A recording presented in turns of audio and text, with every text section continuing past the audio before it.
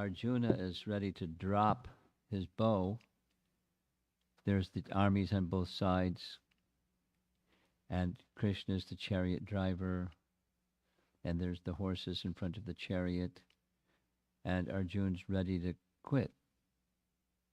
Chapter 1, Bhagavad Gita. So the scene, here's another picture. This is where they're fighting.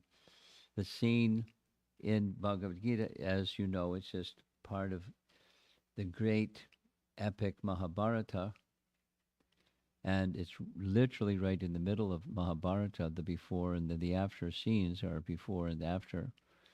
And then comes the philosophical portion. The philosophical portion is, it's nice to embellish, because what the Bhagavatam says and what the Mahabharata says are almost identical. There's a conflict that's been brewing, different descriptions of the conflict that's been brewing, and it gets to a point where Krishna's in Hastinapur, and he's being informed about this big calamity between his cousins, because they're all family related, and over here is this group, and over there is that group, and they're all family relations. So Krishna is requested to try to bring a peace settlement. He goes to make a peace settlement all the way from Dwarka. There's various things that are done in his way, on the way to Dwarka, or on the way to Hastinapur. And there are suggestions that he should be attacked and not be allowed to enter Dwarka, and Krishna should be killed before he, there's like skullduggery going on. But Krishna made his way into the assembly, and different things were said by different persons, and Krishna makes his appeal. There's many details, but Krishna makes his appeal. Let there be a peaceful settlement. And then the response, particularly from Duryodhana, was no. And Duryodhana begins insulting Krishna. And Vidura steps in, and Vidura, speaks strongly against this hostility of Duryodhana. So Duryodhana then turns on Vidura. Vidura leaves the whole royal assembly, and he leaves the royal family and goes on pilgrimage, because the war is inevitable. And many other things happen. Balaram leaves. Krishna says, I won't take part. Many things happen. So he becomes the chariot driver of Arjuna. And the war is about to begin. The war that was attempted to be settled personally by Krishna, of course, not that Krishna didn't know what the outcome would be, but he wanted to show at least an effort was made, and the effort was rejected. So when the chariot is drawn between the two armies, here's from Bhagavad Gita chapter 1. My dear Krishna, seeing my friends and relatives present before me in such fighting spirit, I feel the limbs of my body quivering and my mouth drying up.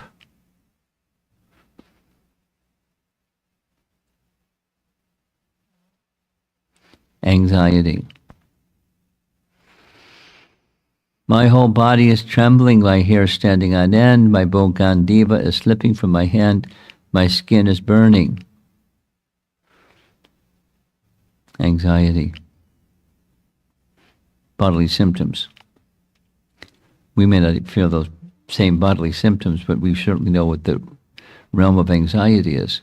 I am now unable to stand here any longer. I am forgetting myself. My mind is reeling. I see only causes of misfortune. He's speaking virtuous talk. Better for me if the sons of Dhritarashtra, weapons in hand, were to kill me unarmed. unresisting on the battlefield. So beyond anxiety is, I give up. And the painting is depicting he's dropping his bow. So it's a classic. Now Krishna brings about a nice solution.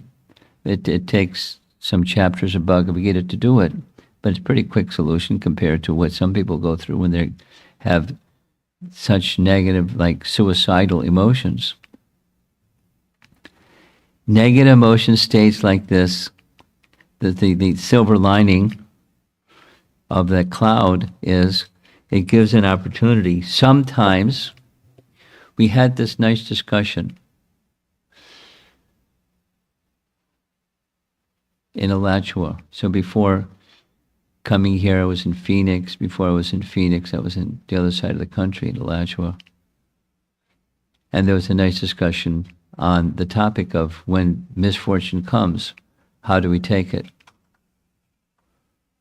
So one way to take it is an opportunity for, with that pause of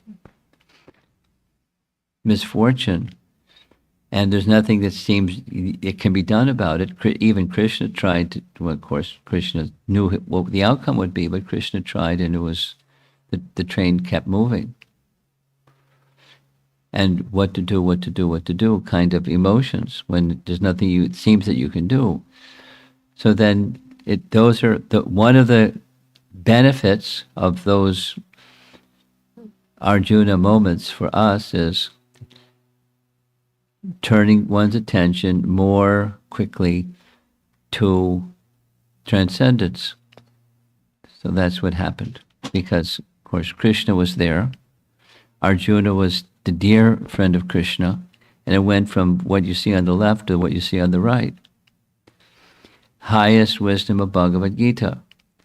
Now, the root, it's beneficial to understand, this negative emotion, where is it coming from?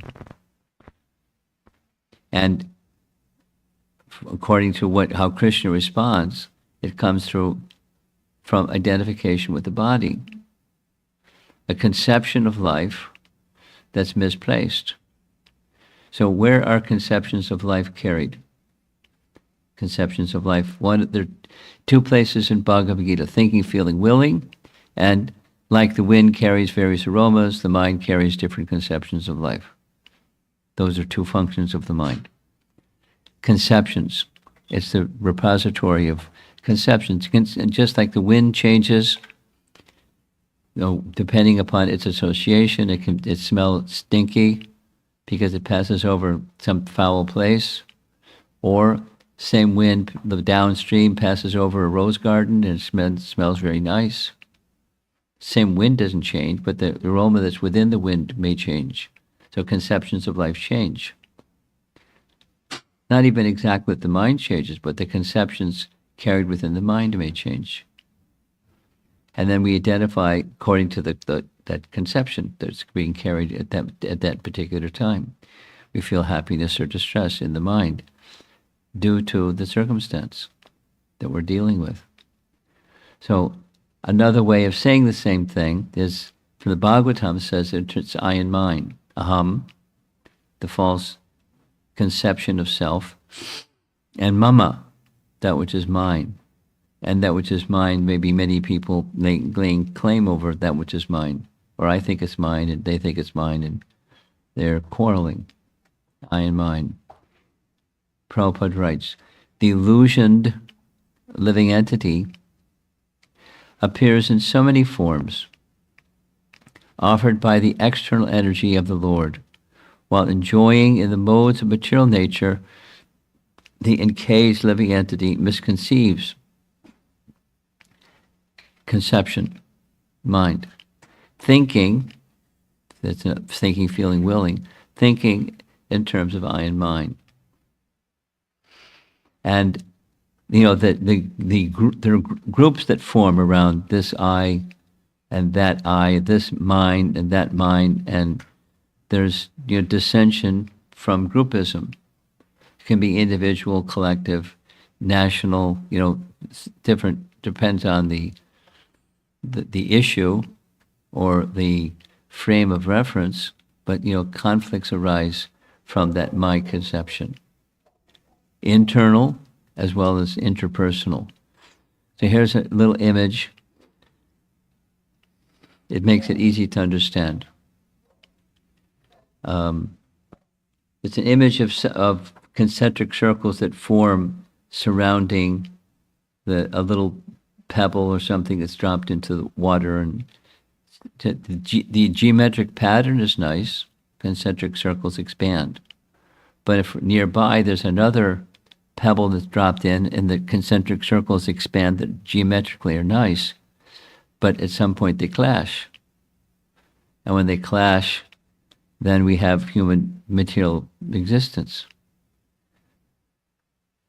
Supposing, instead of that little image, supposing there's a central point that this person, that person, the other person place their pebble, their individual sense of purpose and self. No, there can be different pebbles or different individuals with different natures and different purposes and different values, but when the center is the same, then the concentric circles amplify themselves. This is a simple principle. I mean, maybe this is the best topic for this experienced group of devotees, but it's something that we sometimes forget. The problem is placing attention in the I and mind department and not paying attention, placing attention where attention should go. The watering the root of the tree example. Here's Srila Prabhupada from Bhagavatam Canto 11. This is his purport to a little passage that's Krishna speaking to Uddhava. One who remains attached to the bodily concept of family and friends cannot possibly give up false egoism of I and mine, or I am everything and everything is mine. One who actually is learned must give up the illusory conception of life, in which one thinks, I am this material body and everything in relationship with this body is mine. So it's pretty simple. Pretty fundamental, conceptually is simple. But, when you start, the parts start moving and it gets complicated. The conception that's simple is, in the process of creation, we'll go a step back. There's a secular, time moves in cycles. And there are different circles of those cycles. There's, like, for example, there's day and night. And that's at 24 hours, then there's a day and night cycle. And then you expand it. And then there's the week, and then there's the month, and then there's the seasons, and then there's, at least in the West, 4 seasons, and after 4 seasons, there's a year. And after some number of years, it's other bigger cycles of time, without listing them. Then, the cycle of creation and annihilation. That's a really big one. The day of Brahma and so many days of Brahma, and when Brahma's day is over, his night, and that's another cycle. And then after the end of his night comes his next day, and after his next day, then another creation, sub-creation. And then at the end, the whole cosmic manifestation is withdrawn. When the cosmic manifestation is withdrawn, again, it's another cycle. There's a resting period of equal duration as the creation, and then there's creation again, another big cycle. And when creation begins, without all the details, there's lots and lots and lots of details, but the universes are generated by Mahavishnu, and within each universe, Mahavishnu, expands as Vishnu within each universe, Garbhodakshay Vishnu, who then expands from his own body Lord Brahma. And then what does Brahma do? He does the subcreation. And what's the process of the subcreation? Well, he takes all the ingredients for creation, plus the plan of the Lord for the creation, plus the intelligence how to build the universe, and to creative impetus, Shrishti Shakti. And you put all those things together with the time, energy, and the universe gets built. But when the elements are manifested, the first element that's manifested is false ego. The living entity is there. All the living entities of creation are there. That's a lot of living entities. And then there's the first element that comes is false ego.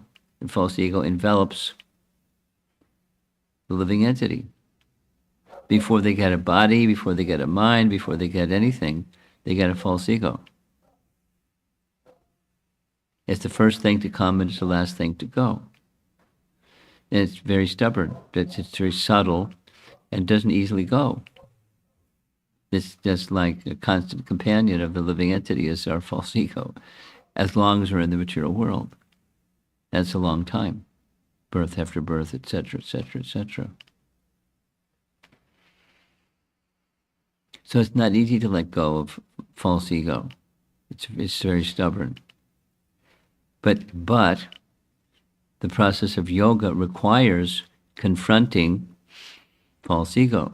And so therefore, that's the very, very first thing that's in Krishna's teachings to Arjuna, and very similarly, the very first thing that comes in the Sankhya philosophy.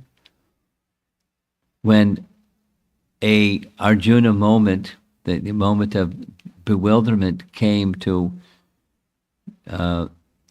Vyasadeva, he was feeling despondent. Although he just had completed taking all the Vedic literatures and compiling them. So he not only was familiar with the Vedas, he compiled them. He was the knower of the Vedas and the compiler of the Vedas. And he's still feeling despondent. And so despondence, if we experience some Arjuna moments or some pause, some emotional negative influence in our life, or 2 or 3 or 10, when we have those moments, we can think of, here's what Narada says to Vyas. He needed to fix his meditation on the absolute truth, and he would get a certain experience, a certain realization, and then he would write another literature or rewrite one of the literatures, the Bhagavad Purana, that would elaborate and expand on that experience, that samadhi experience of Vyas. So that's what he did. It's very important verses. Canto 1, Chapter 5, several verses.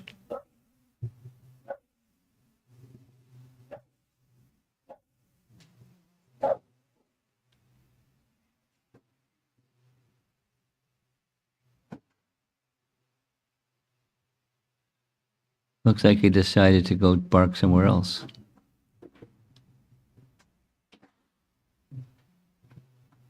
That's nice.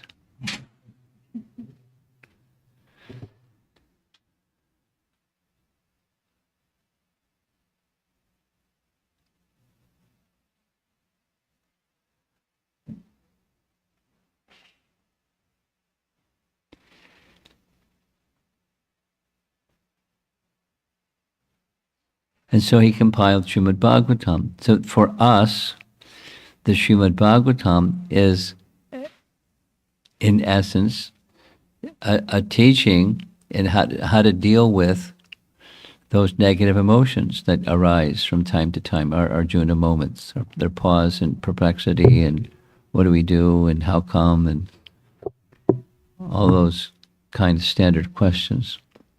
The principle is very simple. the principle is giving our undivided attention, trying to give our undivided attention to watering the root of the tree, that is worshiping Krishna. And then the principle is so simple. From spiritual well-being, material well-being follows. Like a shadow follows the object that casts a shadow. I mentioned this to the youth group just like an hour ago. It's a very simple principle. Supposing there is some bright light and there's an object, and the bright light is over there, the object is over here, and then there's a shadow over there. So the object, the shape of the object, etc., you turn the object a little bit, it can take on a different looking shape, but it's cast by the shadow of the object. So move the object, and the shadow changes. Similarly, our concentration upon the absolute truth is going to determine the shape of the shadow, the configuration of the shadow.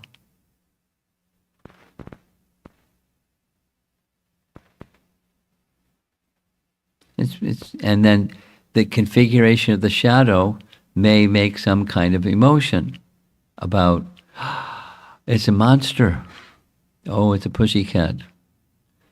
You know, but it's just a shadow. It's neither a monster nor a pussycat.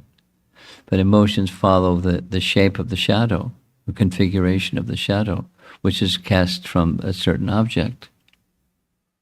So if our attention goes to the source, to the reality, then the material well-being will follow. How to live a more purposeful life. There's a nice saying, can't remember if this is here. Viktor Frankl? Viktor Frankl? No idea. You've heard his name? Viktor Frankl. Let me introduce you to Viktor Frankl. He's not a Bhagavad Gita teacher, but he's a wise person who wrote a nice book called Man's Search for Meaning. The context of the book was he was a Jewish man in a Nazi concentration camp during World War II, and he survived. And one of the ways that helped him, one of the major ways that helped him survive was this. And he, he writes not just about that experience in the concentration camp. It's not that kind of autobiography. It's principles that can help anybody in any circumstance overcome or deal with obstacles that may surround you. There's just nothing you can do about. Being in a Nazi concentration camp, there was nothing he could do. He was in a little corrugated metal box, along with the next person, the next corrugated metal box, and that's how they lived for a number of years. They were prisoners in a concentration camp and treated very maliciously, without all the details.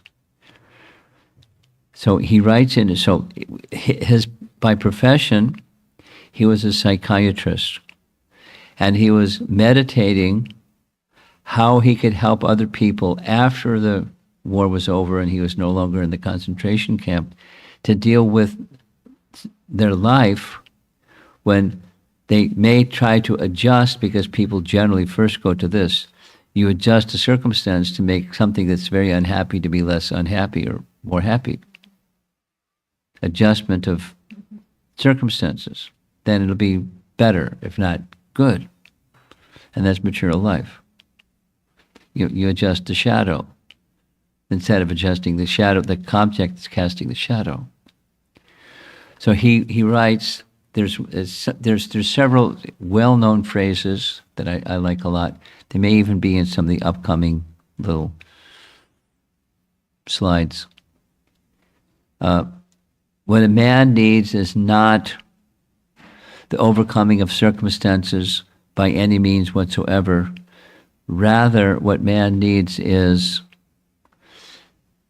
a purpose awaiting for them to be fulfilled, the divine purpose or God's purpose awaiting for them to be fulfilled. So when you have a purpose and you're striving for a God-given purpose, as he was, the God-given purpose for him was to help people after the war was over to deal with negative emotions arising from circumstances. There's nothing they can do about it.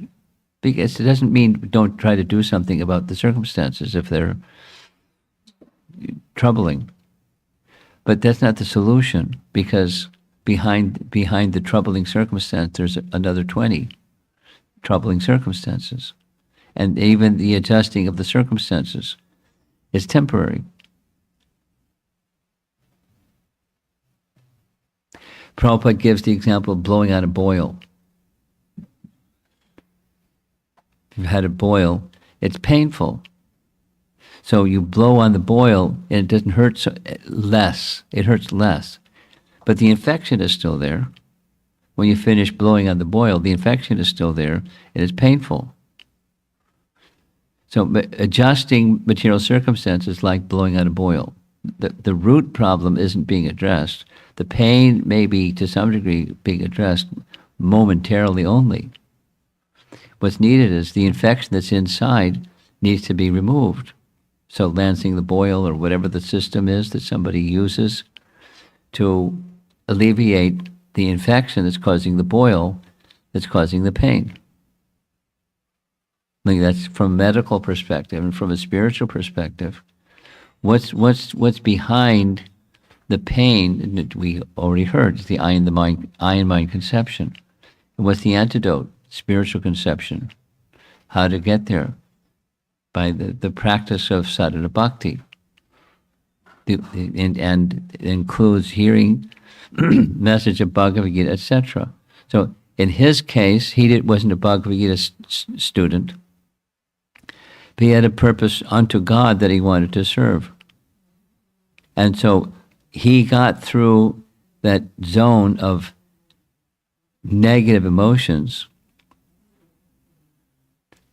There's a description. One of the things that the soldiers did is every day around the same time, there was a chain with a lock on the chain on the outside of each corrugated box. And they'd come and rattle the chain, saying, maybe you're today going to be hauled off to the gas chamber. And they just rattle the chain, fear. Then go to the next and go to the next. And then one of the locks would unlock. And they remove the chain and they grabbed the person by the arm and they dragged him off to the gas chamber and gassed him. And as he's being dragged, he's screaming because he knows what's going on. And they killed a number of Jews that way. But in between it was intimidation. So there's nothing you can do about it. So one time it was his turn. They opened the lock and pulled out the chain, and he didn't scream. They were taking by the arm off to the gas chamber. And what happened on that particular day was there was a noise off in the field somewhere. So they heard the noise off in the field. The soldiers left him standing in the halfway to the gas chamber, and they dealt with the noise. And by that time, when they came back, it was too late. So they put him back in his little corrugated box. His life was saved. Now, he understood it was a providential arrangement to save his life. So Krishna, in our language, Krishna intervened and saved his life. Why? Because he had a purpose awaiting for him to be fulfilled. That's the language in this book. So what man needs is not the relief from circumstances there's nothing they can do about anyways, at any cost, and then just get more and more and more and more and more and more and more and more snowball into madness, into whatever the form of that madness might be, suicidal or depression, or it's different degrees and categories of negative emotion, but it happens in the world. It's happening more frequently, et cetera, et cetera, et cetera. So having a purpose awaiting for you to be fulfilled. It's redirecting the negative energy, negative emotion towards nothing I can do about it. Here's something I can do about. There's this phrase, again, I don't remember what all of the presentations are. There's another person, Simon Sinek. Maybe some of you have heard that person. You've heard, younger generation people. He's a younger fellow, but a good speaker, and he makes these circles. There's this circle that he draws, that's the circle of concern, like stuff that's out there, and the circle of influence. And one thing, same thing, it's just different language from a different lens, but you something, the circle of concern, you may have nothing you can do about it. You may do something, but what you really can do is your consciousness.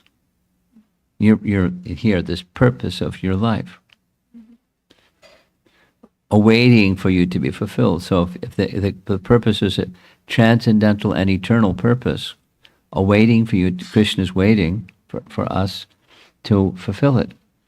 And, elevated souls, like our spiritual master, our founder Acharya, Srila Prabhupada, he met so many obstacles, seemingly mission impossible obstacles.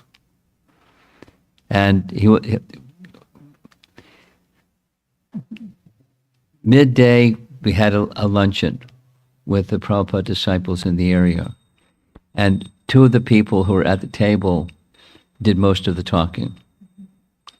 One was Shyamasundar, who I had wanted to come here, and the other was Guru Das, and they were companions in the effort of starting the temple in London and meeting the Beatles and da-da-da-da-da, and then their lives went in some different directions, but they have all these wonderful, wonderful, wonderful, wonderful memories of Prabhupada, among other things, Prabhupada being unlimitedly patient, unlimitedly resourceful, and dealing with obstacles, in sometimes very severe obstacles, like life-threatening obstacles. And, Krishna protected him. He was a risk taker, but he wasn't in the foolish category of being a risk taker. He knew what he was doing. And we also may not know what's in the next moment. I've heard them, I read their books, or I've heard audio recordings of their books, and they describe life with Prabhupada was you never know not only what's going to happen tomorrow, but what's going to happen the next moment. Prabhupada was very flexible and ready to do whatever the indication was from Krishna to serve the mission that was given to him by his spiritual master. And this thing, that thing, the other thing, there's so many nice things to say about the obstacles and challenges that he faced, but he overcame them all on the strength of the purpose. And because he was carrying Krishna's purpose, or his spiritual master's articulation of that purpose, but that's the purpose of Krishna, and he was protected again and again and again in many difficulties. So what about us? We're not Prabhupada. We're not an exalted Acharya. So what about us? But the principle doesn't change because we're not exalted Acharyas. The challenges are commensurate with one's position. Or the way the Prabhupada said it is, Krishna never puts in a situation of difficulty that we can't handle. He knows our threshold. And sometimes we're looking at something that's, and then when we look at it in that way, it seems to get bigger. And then it gets bigger and bigger, and the snowball effect kind of thing. emotional obstacle. But the obstacle is within, and that is our own desire, the I and mind conception, circling back to the very beginning. If I identify myself with what I'm not, and live my life according to what I'm not, and try to find happiness according to what I'm not, then how is happiness going to come? Something else is going to come. Illusion is going to come, because that's not what I'm not. That's not who I am. Then so you could go the other direction. Okay, enough of this. Let me go towards the direction of who I am. And Krishna's helping hand will be there at every step.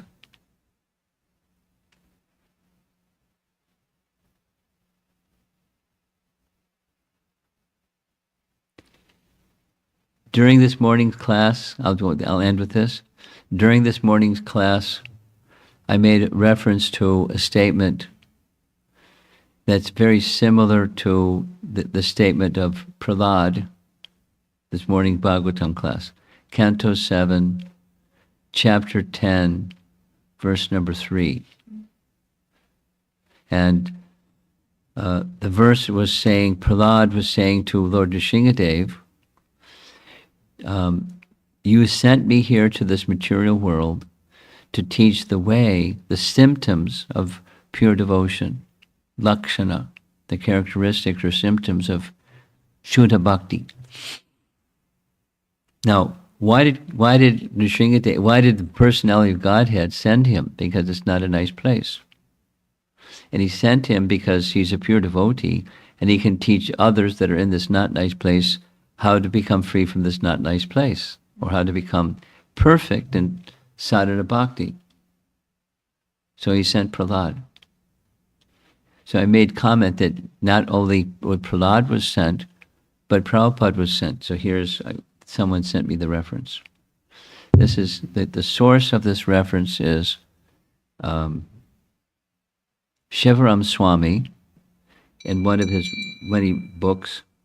He's a prolific Vaishnava. And here's the reference. Krishna. There we go. His Divine Grace, Prabhupada, told my friend Tamal Krishna Goswami, quote, in Goloka, Krishna told me, you go down there and preach, unquote. I replied to the Lord, it's such a nasty place. I don't want to go. Please let me stay here. But Krishna persisted and said, don't worry about anything. I will make every arrangement for your comfort. In the meantime, write your books, and when you have refinished, means finished, then you can return. Srila Prabhupada concluded. Then I said, all right. Now, our Arjuna moments aren't quite like that. We're not in the spiritual world, and Prahlad is sent, and Prabhupada is sent. We weren't sent here. We came with some other purpose, the I and mind purpose. I want to be the enjoyer of. And that's the root of the problem. This strong false ego, misidentification with matter, and wanting to be the enjoyer of matter. Because you don't get false ego if you don't have a desire to be the enjoyer of matter, which it's not our position. Someone else is the enjoyer of matter, it's not ours. So, dealing with the root, so back to this purposeful life. There.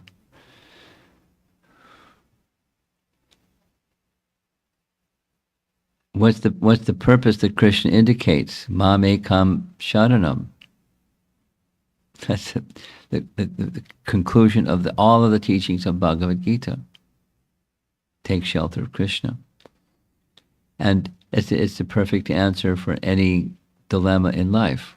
or any Arjuna moment. For those of you that came a little bit late, let's see, not working.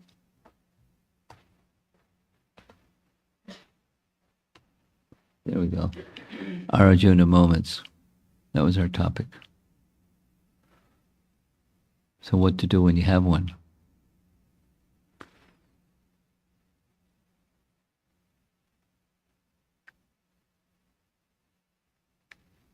How did I get here? And what's the solution?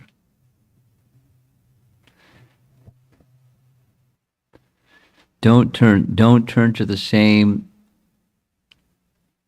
solutions that caused the problem. This is an Albert Einstein no-brainer. A wise person does not look for the same solution that caused the problem to be a solution for the problem. You have to find something different. And to find something different, Krishna is provided. Mamekam Sharanam. It's so simple, so direct.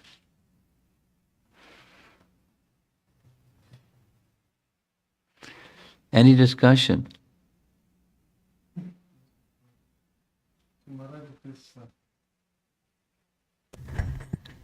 Please accept my humble obeisances, Maharaj. Please accept my humble obeisances, Maharaj. Maharaj, this is, I think only a spiritual master can recognize what the disciple is going through. And this is the topic I think about almost every day whenever I think about a situation. And here is why. Arjuna had two choices. One is to go and become a monk, which he was thinking, and the other one was to fight, and that was the dilemma he was going through, and he presented to Krishna, Lord Krishna. And then Lord Krishna guided him to go and fight, because that's what the Dharma said. Now, fast forward in Kali Yuga, this is what the moments we are living every day, right? We are in a grahastha life or any... in the world. Any part of that 4 stages of our life is we have to fight because that's if there's any problems or challenges that occur in front of you.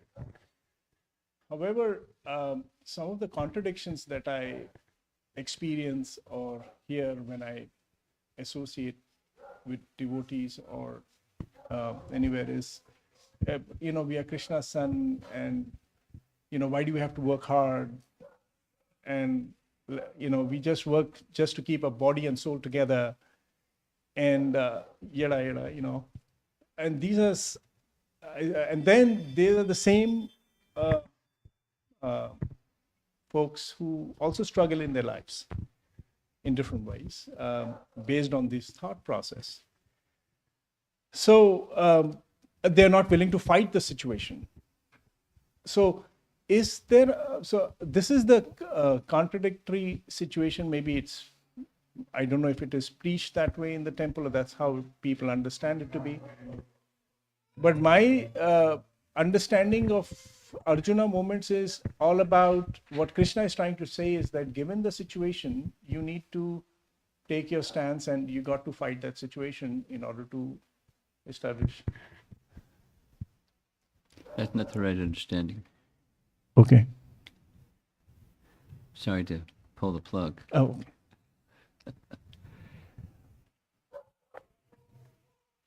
The conclusion is Mam Ekam Sharanam. Mm-hmm.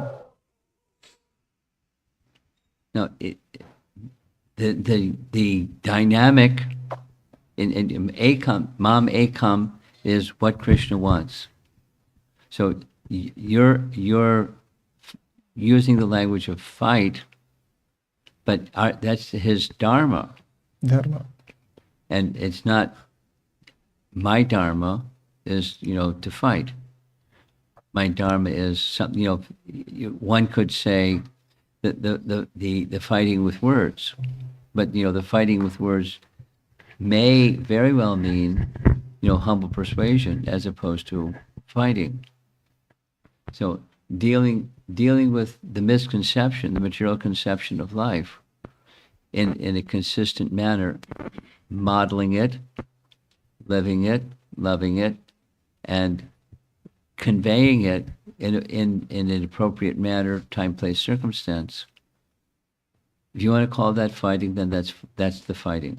That's for each of us, we have our propensities and our nature, and we act according to our propensities and our nature. In Arjuna's case, he was a Kshatriya. So the fighting was not just because it's his duty, but because Krishna wanted it. And why did Krishna want it? Step back and step back and step back. When Krishna came to make the peaceful settlement, he knew what the answer was going to be before he went. But he was requested by the citizens in Dwarka, who were also relatives of the two cousins. And, see if you could. So Krishna, rather than saying, look, I'm not going to go because Duryodhana is a character, I'm not going to go. There's going to be a war. But he went, anyway, for multiple reasons, for the whole of Bhagavad Gita to be spoken.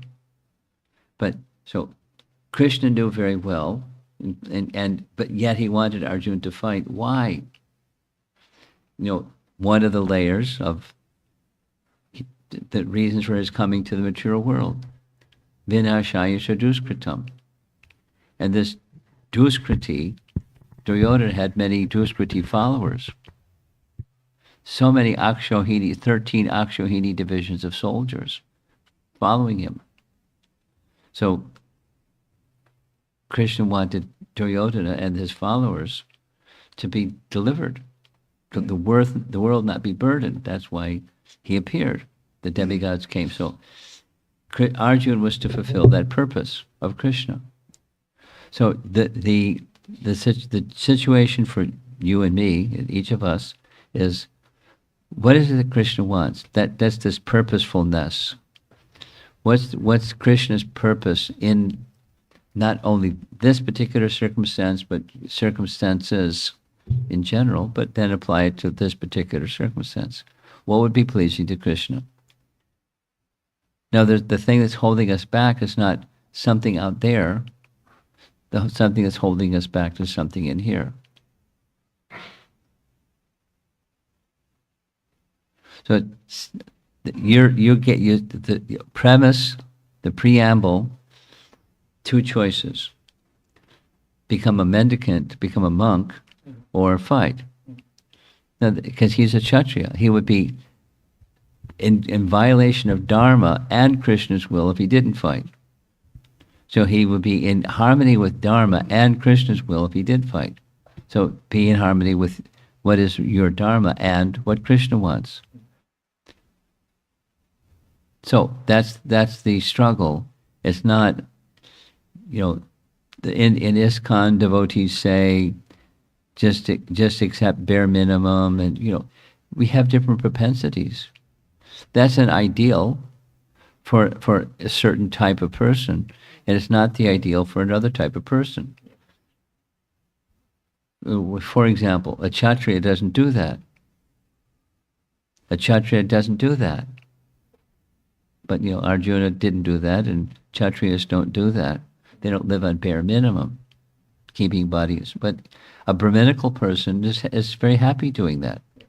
It's not like suffering for them. It's natural for them. It's comfortable for them. They're uncomfortable with opulence. If they get opulence, they give it away because they don't want that temptation of opulence. So commonly, Brahmanas live that way, bare minimum, and they're happy. And then the Kshatriya is not going to be happy with that. Just during our lunch today, there was this discussion with meeting the Beatles, those pair of 6 devotees, and so they met with John. And there was a time when John Lennon bought a Tittenhurst mansion, and it needed a lot of work. So he invited the devotees to come. You come stay here, invite your spiritual master. We'd like to meet him, but you you have your spiritual program, and then you clean up the place, the bramble and the this and that. So they were happy to be in the company of the Beatles, at least two. So then at a certain point in time, they, besides all the details, it's in the biography, Yoko was overheard walking with John after they had met with Prabhupada. Do you think we could live a life of austerity like he lives? And John said, no. She said, I don't think we could either. But so it's not suited for them. But George Harrison, it was suited for him. He had gobs and gobs and gobs and gobs of wealth, like John Lennon had. But he didn't. He wasn't. He had an estate also, so he didn't live just body and soul together. And he could have, because it was he had the capacity to live very simply. But Prabhupada didn't encourage it. So back to, in ISKCON, is this how it's, so that's not how it goes. Each of us have a nature, but there's a direction. As you're living your life, according to that which is you can sustain, that much. Your mind is peaceful, your necessities are met, and then you keep that proper standard and aspire for reducing by the strength of increasing spiritual, and then incrementally increasing and incrementally decreasing.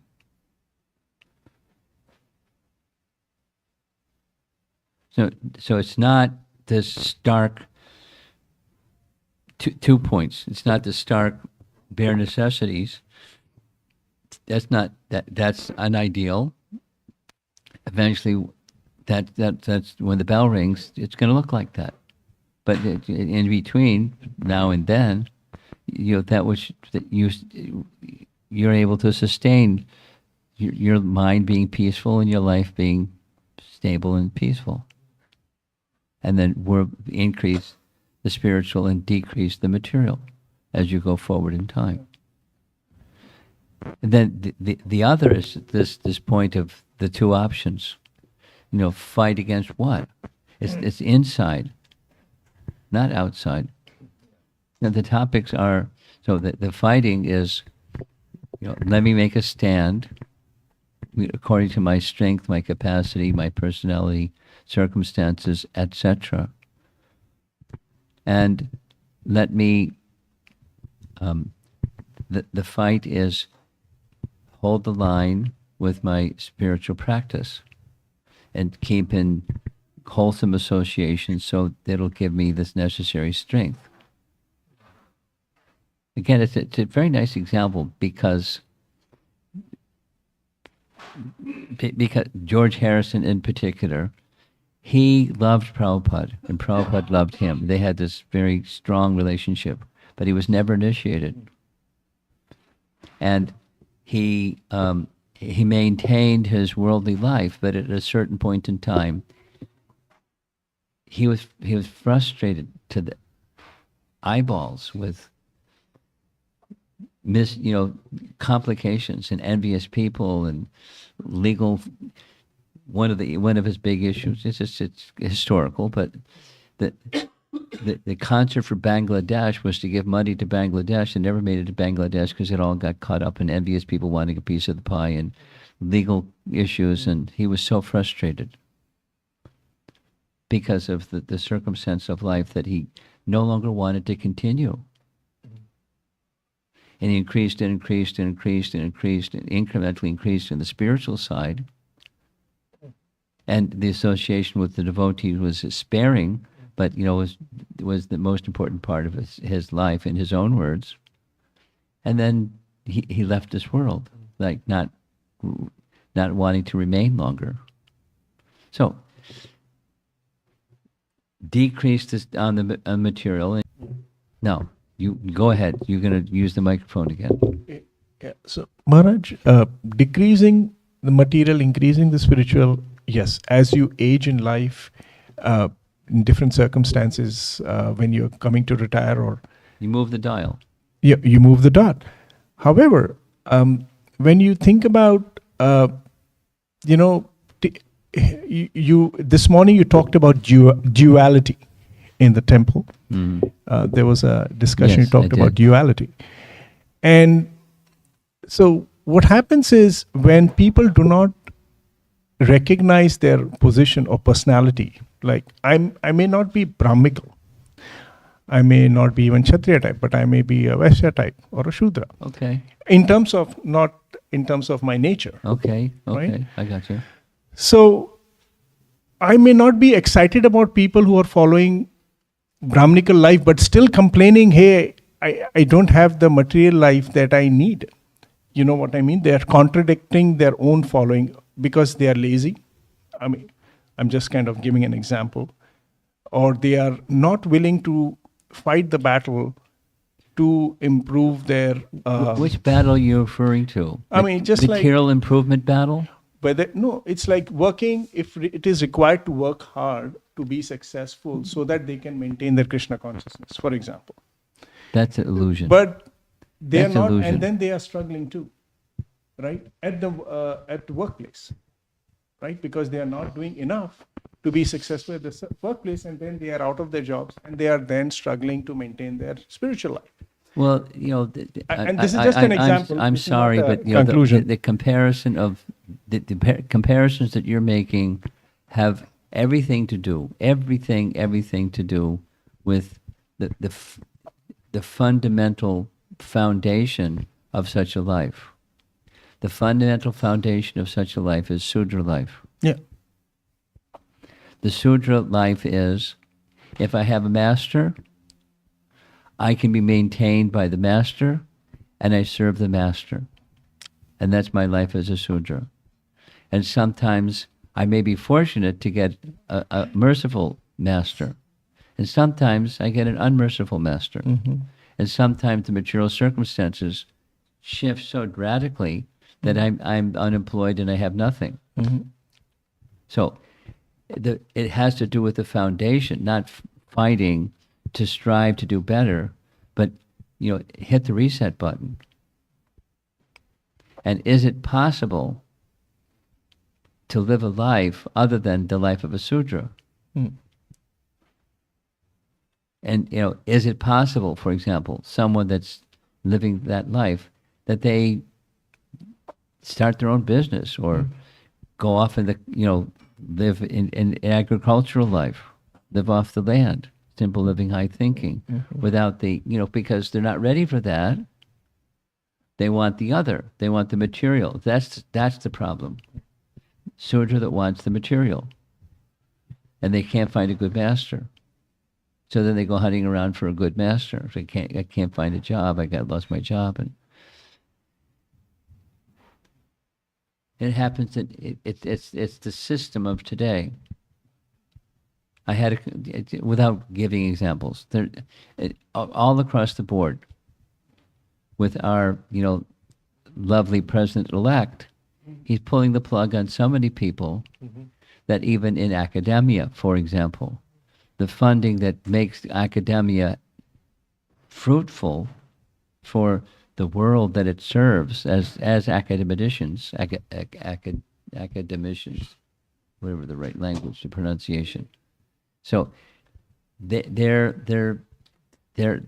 turning against each other to maintain their job, because without the job they don't have their income. Without their income they can't maintain their family. And so that's not a good. That's a master that's not a good master, because he's not interested in the welfare of those who he's maintaining. So that's the system that we're in. So is there an alternative? The fight is against the conception of the system, and therefore, what's the alternative? Prabhupada provided it hundreds and thousands of times. And you stay with the same conception, that's the fight to maintain the misconception. That's the shadow. Sorry, Charlie.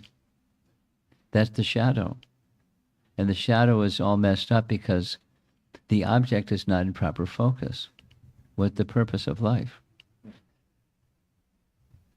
No, okay. That's nice to say. Now what? When somebody loses their job, or and they can't find something, and et cetera, et cetera. Then lose their visa and lose their shirt.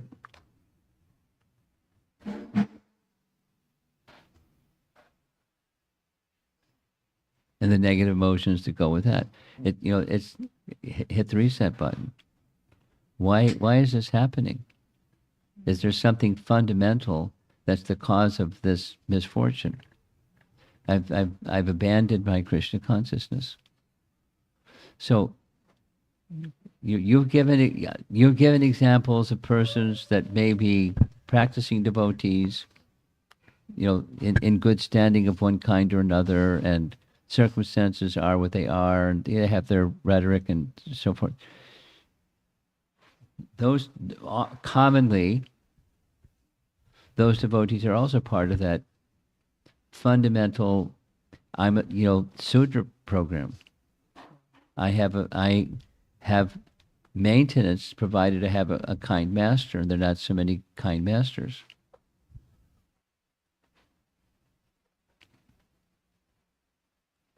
And then what are the skills that I need that I can be self-sufficient?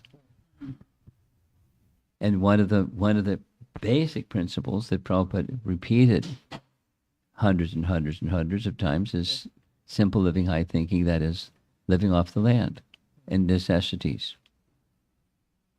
But some persons aren't prepared for just living by necessities and living that lifestyle. So then they take the other. And when they take the other, they got a problem.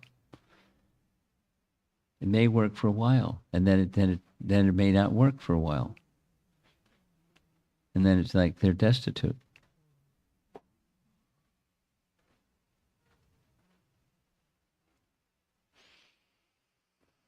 Yes.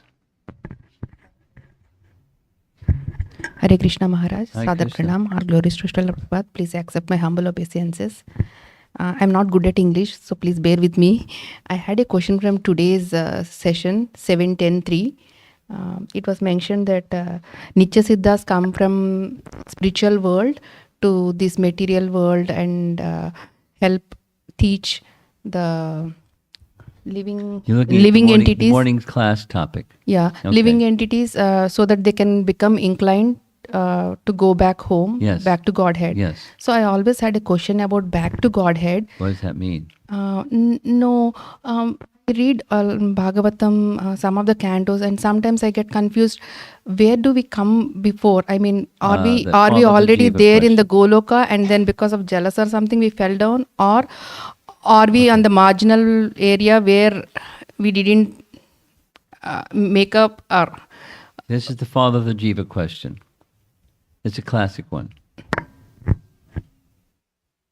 And it goes around and around and around. And I have a simple answer based on so put the microphone down. You know who is Bhaktivinoda Thakur, right? Yes. So Bhaktivinoda Thakur wrote 100 books. That's a lot of books. And in about 90% of those books, he includes a concept. The concept is Lord Chaitanya gave 10 essential teachings. This is a theme that he used in 90% of his books. Dasa means 10. Mula means root. Tattva, truths. So that was his title, Dasa Mula Tattva. Lord Chaitanya taught 10 essential truths. And one of those 10, the two of the 10, some living entities are eternally conditioned, some living entities are eternally liberated. Nityabhata, Nityasiddha. And those that are in the condition, they can become liberated. Now, in the topic of eternally conditioned, that's one of the 10. The theme that he writes is I'll try to say it as close as I can to whatever. Do not ask the mistaken question, the misleading question, when the living entities were created, because living entities aren't created. The soul is not created at any point in time. Don't ask the misleading question when the living entities are created, nor when the living entities become enthralled or fall. So the fall of the jiva question is a misuse of free will. My language is, it's an ontological tattva, not a chronological. As much as the one that's a little easier to understand, living entities emanate from Krishna. That's easy. We're fragmental parts of the source, Tatashta Shakti, which is, you use that phrase. But it's a certain category of Shakti, internal, external, and marginal. We're in the marginal category. And just eternally like that. Eternally like that. So we're not created like that, because we're not created. There's not a point in time. It's a misleading. Similarly, when this is the question you're asking, when the living entities were enthralled, that's also a misleading question, because it's as if we're going back to your question. We're in the spiritual world, Vaikuntha, Goloka, wherever, in the spiritual eternal realm, and we looked at our watch and said, you know what? I don't want to be here anymore. I want to enjoy separately from Krishna, as if it's an event in time. It is not an event in time, but it's an event, but not an event in time. So what's an event that's not an event in time? Because we know events in time, and therefore it's natural for you to ask the question. Anyone to ask the question. Because we know time as past, present, future. So here we are. So if we're once with Krishna, then some time passed and then we weren't with Krishna. So what was the cause? That's the question. Misuse of free will is the cause. So do it again. Slow motion. Once upon a time, we're in the spiritual world. And then we looked at our watch and, this desire arose within time. And then because the desire arose, we were contemplating, thinking, feeling, willing. And then, boom, here we are in the material world. As if it's an event in time. So, fundamental teaching, Bhaktivinoda Thakur expresses it this way. It's not a chronological event. It's not an event in time. So what's an event that's not an event in time? It's an event. It's an ontological event. We misused our free will. Now, then, okay, cause and effect. What was the cause of that misuse of free will? There's not a material cause. The cause is misuse of free will. So why would we misuse free will?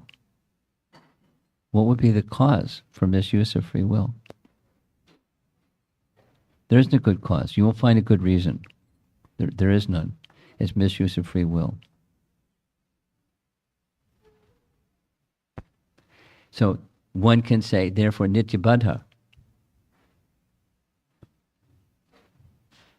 But it's not Krishna to choose for us.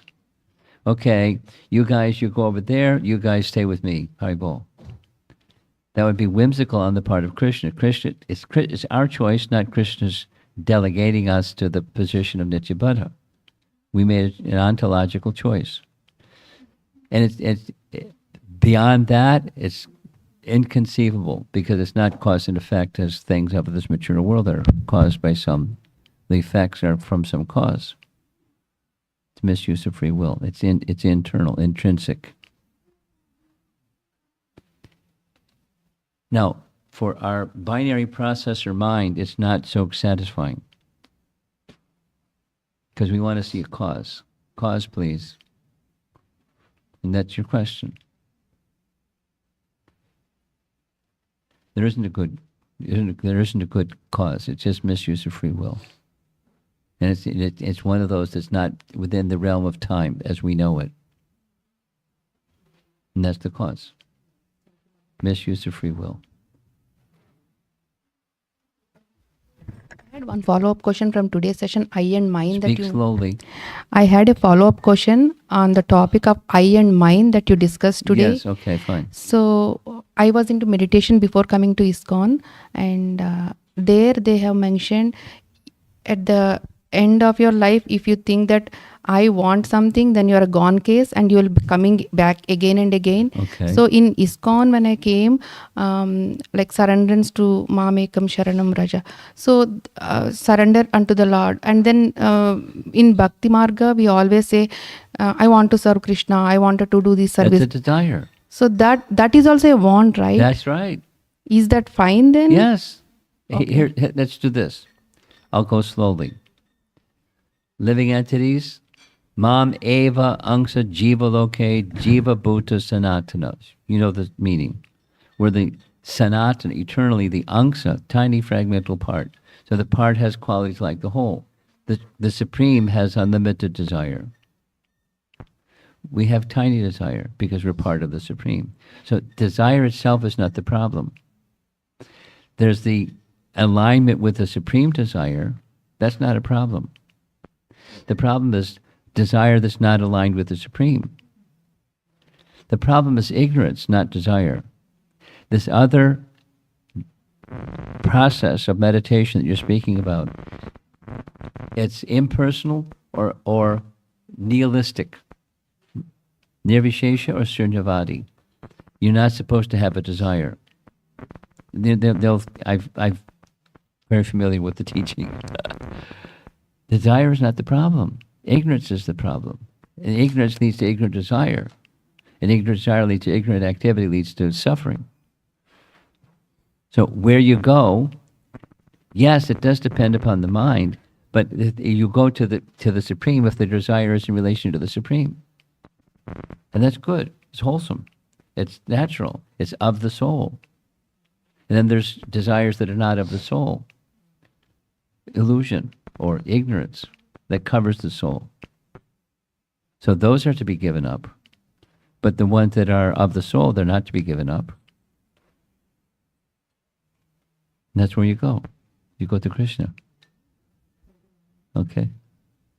Yes. Thank you so much for the class, Maharaj.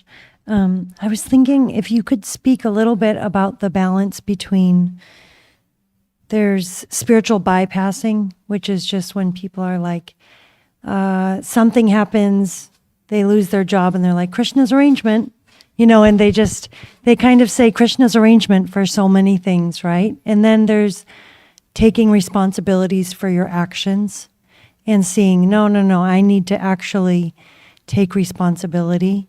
But then somewhere in there, you can also have this false conception that you're the doer, like I'm the doer. So it's like how these different things interact with each other, because it's so easy to just, not deal with anxiety or emotions and just sort of spiritually bypass them in the moment. But then they can catch up with you later if you're just pushing them down. Oh, Krishna's mercy, Krishna's arrangement. Oh, the car, I was an hour late for a program. Oh, that must have been Krishna's arrangement for some reason. Or the car broke down, or, ran out of gas. The car ran out of gas. Oh, that must be, you hear people kind of misusing this. It's a little similar, right? It's a little like... They will still be doing ancient program. I don't know. The world has moved towards AI, and then they suddenly find themselves in a situation where they are no more required in the jobs because the world has moved on, they have not. So that laziness is and not so much, just this spiritual bypassing, not actually taking responsibility. But at the same time, you can't think I'm the doer, I'm taking responsibility. So how to practically apply, being in that service. Practically applying it.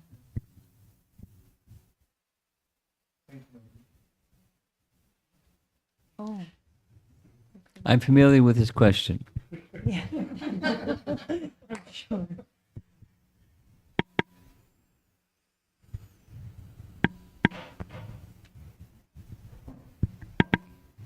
It's my answer is it's not an either or,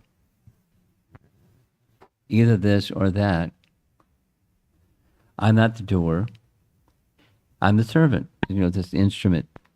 Now, as the instrument of Krishna, here's a situation that has arisen, and it's good to be if one is Brahminical or one has become trained to be Brahminical in principle, then you're introspective. You look within, and to what degree am I a contributing factor, and to what degree is it the very nature of the program that I've engaged myself in? That I've been stressing on that, the nature of maintenance, if it's based upon the Sudra concept, because largely that's the modern society. There's managers and there's workers. And if you're not a manager, you're a worker. And then there's the relationship between the manager and the worker. And the manager decides you're not needed anymore for whatever the reason, profit or whatever the reason, then you're not needed anymore. And that's it, because you need a good master. So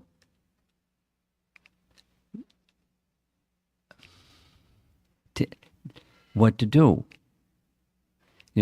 Move from the Sudra. So I'm using this example again as before, so I don't think I need to say it again. On the one hand, so it's both things. I take responsibility for the circumstance, and at the same time, I accept, to some degree, this is an arrangement that Krishna has made. Now, what's the arrangement? What's the purpose behind the arrangement of Krishna? To teach me I'm a bonehead. I have to put gas in the car, or something, or something, or something, or something. It's Krishna's arrangement to teach me a lesson. I sent you that little document that, when misfortune comes, you can circulate that to the group here as well. Because they're different causes. It's not so. It's I'm take responsibility, which is the emphasis, the language that you're using.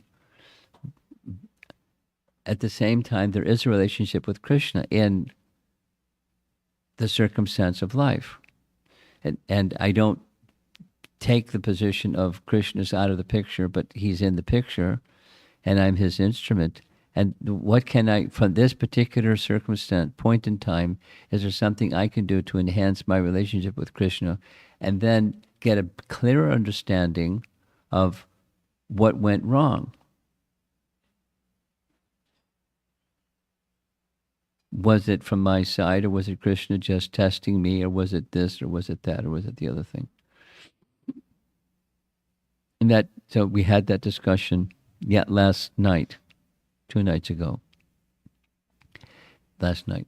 That how do you discern between this or that? You have to have intelligence, and you get intelligence by Krishna consciousness. Krishna gives that intelligence. So the response, specifically the language that you're using, spiritual bypassing versus taking responsibility. It's not a bypass to say to ask yourself, introspect, and ask: is there some arrangement from Krishna? There's some arrangement that Krishna wants me to learn something from this. Be more attentive to my relationships with other people, and because that's pleasing to Krishna. And if I'm not sufficiently attentive to my relationship with others, then misfortune may come. And I was not sufficiently attentive. So that's a lesson. That's a Krishna's lesson that I'm not bypassing. I'm taking responsibility. Hi, Krishna.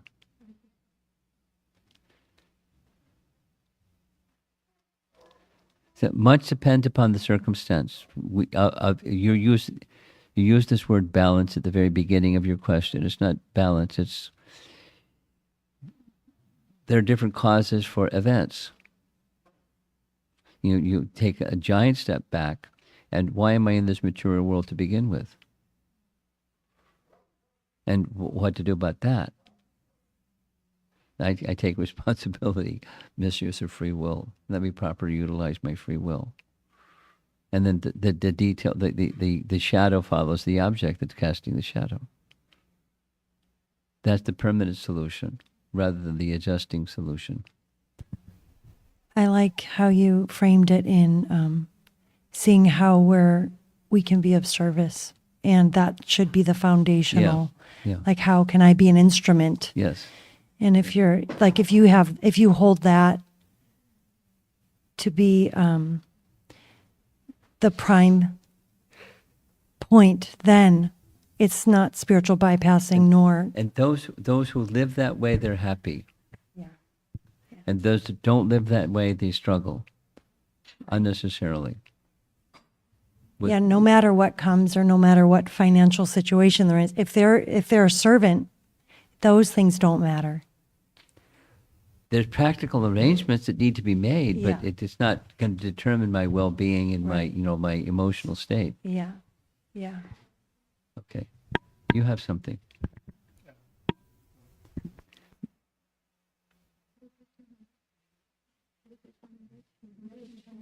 Yeah, little button. There we go.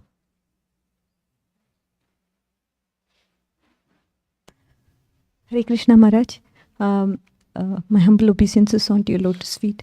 So today morning we had this discussion about Dhruva Maharaj, and we were talking about how Dhruva had to take revenge on Yakshas. And then you put an open-ended question there, right? So my point is, Maharaj, I've heard lectures where there was this discussion that happened. I have heard lectures where this discussion had happened. And then the point that was made was bhakti is different, dharma is different. When it comes to bhakti, Dhruva is a pure devotee. Again, when it comes to dharma, his brothers was killed by yakshas, so he had to take revenge. From that standpoint, he's following dharma. Now, But he went excessive. he went excessive. That's when he was ordered by Brahma. Yeah. And then he immediately stopped. So the point here is even Arjuna had those moments where obviously he had to kill a pure devotee like Bhishma. That was Order of Krishna. order of Krishna. So again, with Dhruva's situation, it was purely for dharma. He did what he did to Well, set the starting example. point was dharma, but that's not. You're saying it twice, so now I'm correcting you the second time. His starting point was yes, dharma, but not two things, not revenge, but punishment for a wrongdoing, a murder situation, and it was not just the wrongdoer, but it was everybody. So those were two things that were not dharmic. Right. He immediately corrected that once the order was given by the elder, right? But he had to set an example saying, okay, if somebody does something, you'd have to revert back. Being a Kshatriya, he had to fight for his brother. Well, he has Isn't to that punish, not fight for. He has to punish. punish? His brother was killed. And the killer, by dharma, if you're a Kshatriya, they're to be punished. Correct. So to administer punishment where punishment is dharmic, that's a Kshatriya's duty. So that was fine. But the reason behind it, revenge, that's not the right reason. Yes. The reason behind the that's- revenge. I'm saying, I'm repeating, you're repeating. So his motivation wasn't just carrying out the misdeed of killing, has to be punished for the person who does the killing. And he went over excessive. It wasn't just the person or persons, it was the whole race. That's not dharmic. So it wasn't dharmic. Back to how can someone who's attained the stage of siddha do something adharmic? That was the question this morning. Mm-hmm. And what you're saying doesn't answer the question. Yes, it was dharmic to punish wrongdoers.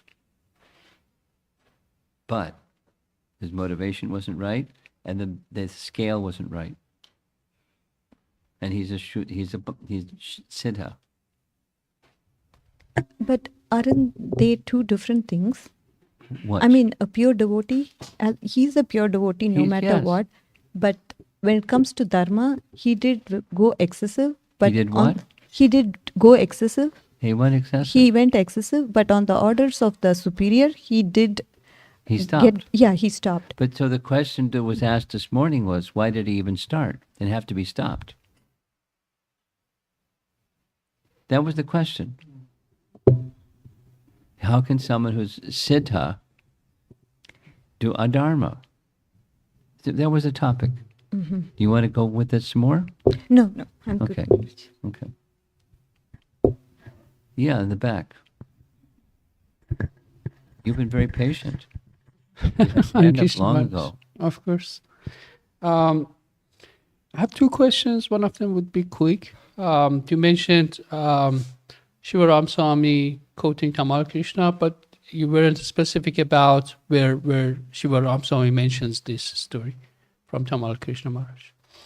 Then the other question would be Well, that's not a question, that's a comment. no. Well, I'm where Prabhupada told Tamal Krishna Maharaj, who told Shivaram Maharaj.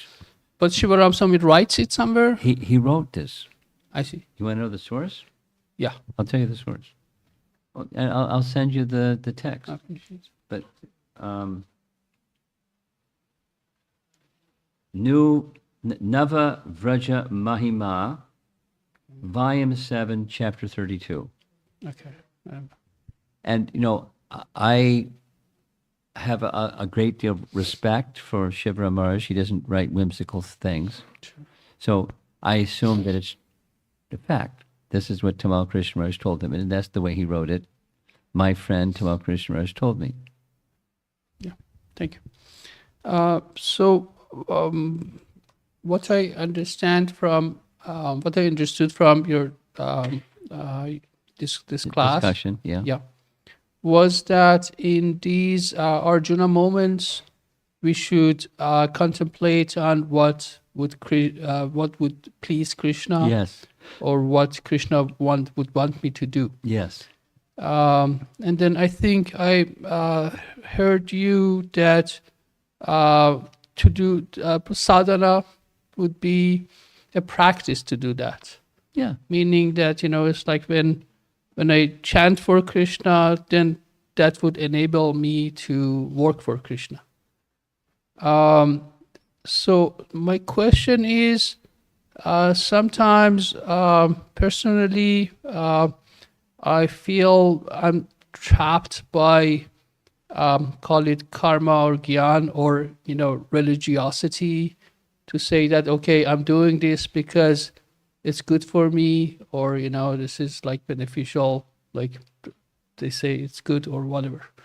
it's good So- for money. No, it's good for me, it's Okay, just okay. chanting is a good thing. So let's Okay. do it, so it's like mechanically or out of duty.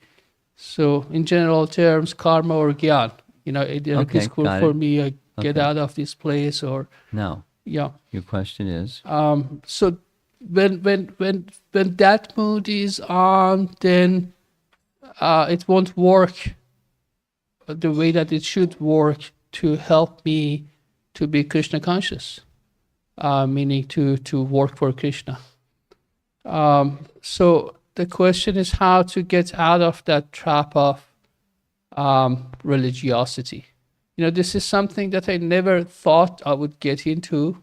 It's like I was like so disgusted with religiosity, and it's like the whole like attraction of yoga was because of that. yeah, But I find myself like a religious, person doing like things mechanically, and it's like putting a garb of religiosity at times.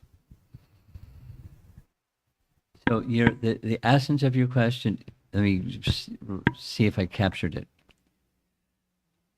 how to go beyond doing things because they ought to be done and doing things because they're for the pleasure of Krishna instead of they ought to be done. That's your question. It's a good question. It's a practical question.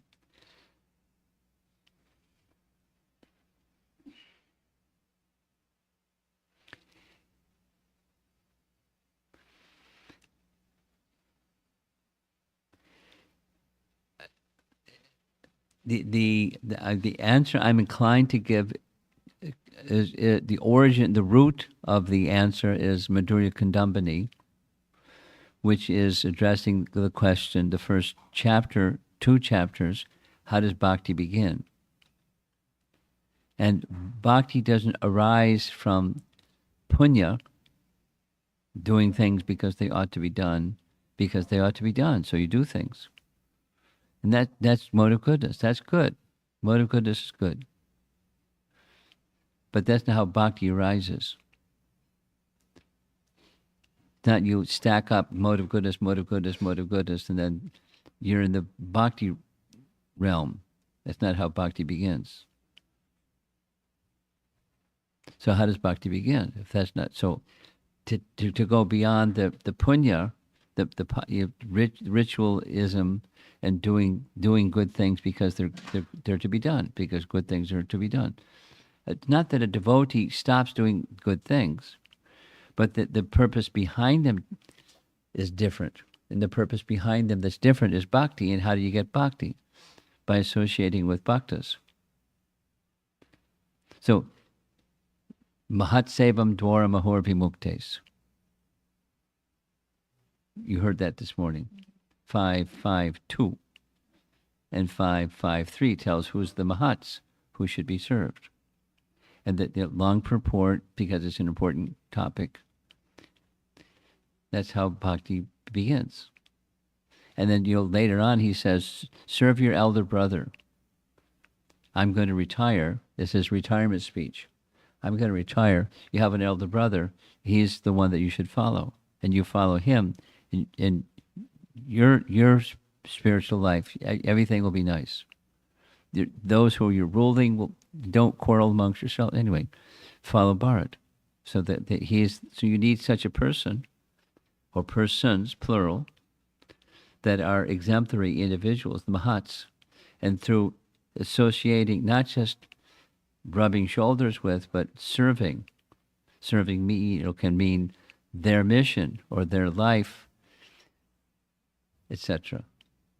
The values that they speak about and live by, let me try to carry that forward. That's this question that came up this morning about internalizing or assimilating the bhakti message by service in the mood. So you along with the doing things because they ought to be done, you don't drop that. You continue that. It's just the consciousness behind that activity needs to change. And by association. And serving those that carry that quality. Bhakti is received from those that are carrying bhakti. So you have that, and good. Now look to dial up the light, and the darkness will dissipate. Dial up the sadhu sangha or mahat sevam principles in your life, and it'll grow. And the other won't disappear, but it won't be the driving force or the principal driving force. It becomes secondary behind the primary. Okay?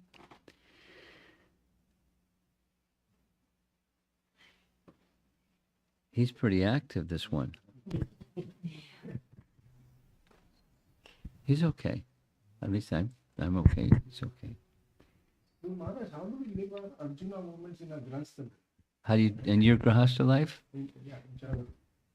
Well, there are responsibilities. You don't, you need the microphone.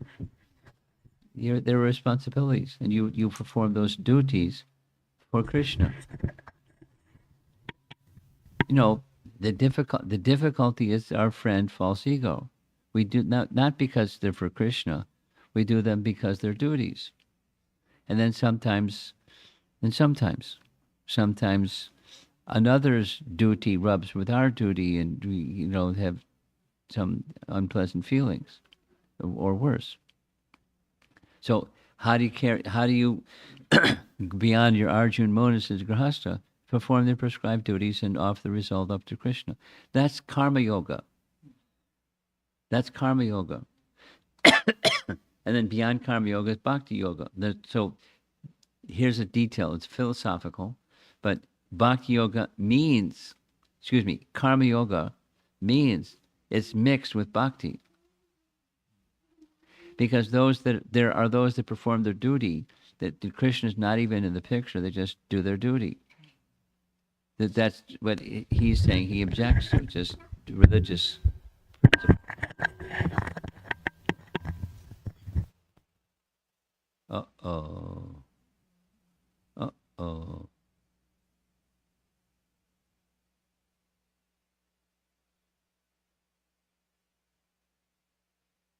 Point I'm making, but karma yoga means karma mishra bhakti.